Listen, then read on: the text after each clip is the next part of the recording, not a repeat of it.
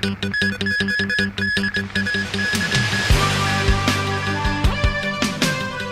year of the horse is off with a gallop. International pressure to end unrest in Ukraine. And Amanda Knox is guilty of murder in Italy again.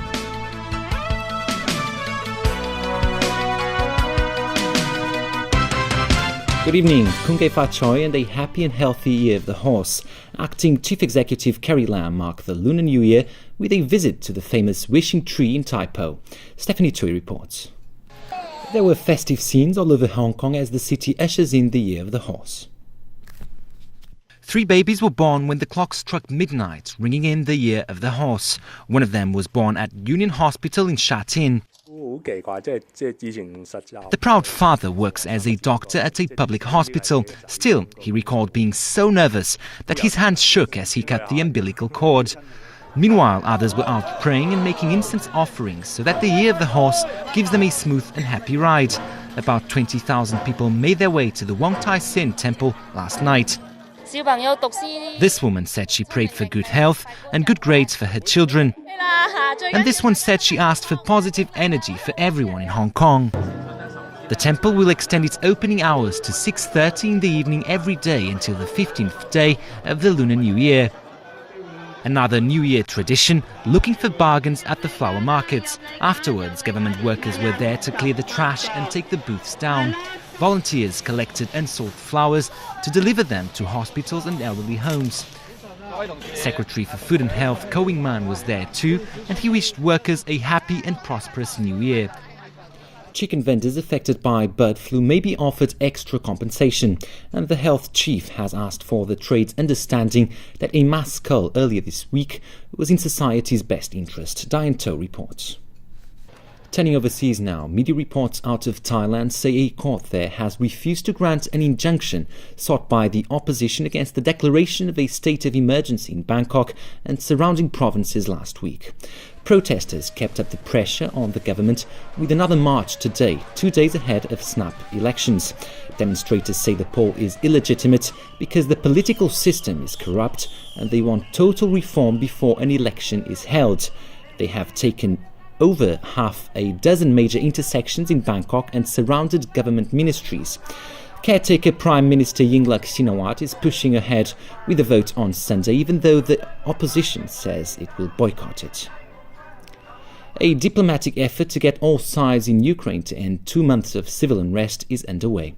Tony Sabine has more. Former American exchange student Amanda Knox has once again been found guilty by an Italian court of the stabbing murder of her roommate in 2007. She's been sentenced to 28.5 years in prison.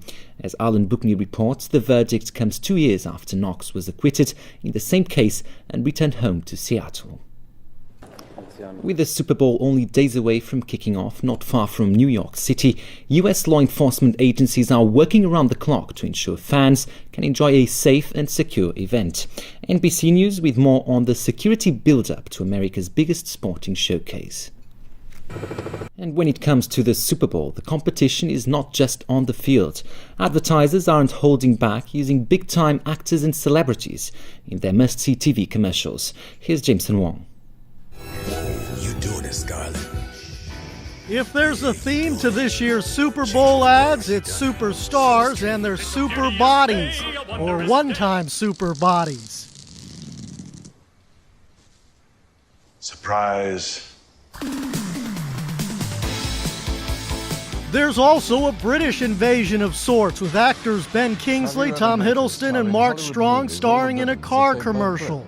Advertising executives say these days there's no shame in big celebrities taking to the small screen as pitchmen, especially for the Super Bowl. We're more focused, more precise. In terms of celebrity, we're seeing, I think, a sort of a bigger and better crop every year. Celebrities, I think, feel less of a less shame in doing commercials these days, especially for the Super Bowl, because people look forward to these things. So it's not like you're tarnishing your celebrity brand image. And guess who's back for a second Super Sunday, showing off his tats and pretty much everything else? Yeah, it's a little bit daunting, I can't lie. You know, having it at the Super Bowl, it's no bigger and better than that. So it's like I said, it's kind of daunting because obviously there's so many people watching it. But I'm excited to see what people think. The world of luxury has been pulled over your eyes. This year, advertisers will spend $4 million for every 30 seconds of commercial time and are gambling Beckham and others will deliver as advertised. Jameson Wong, TVB News. And a look at the weather tomorrow before we go. Mainly clear with some cloudy periods.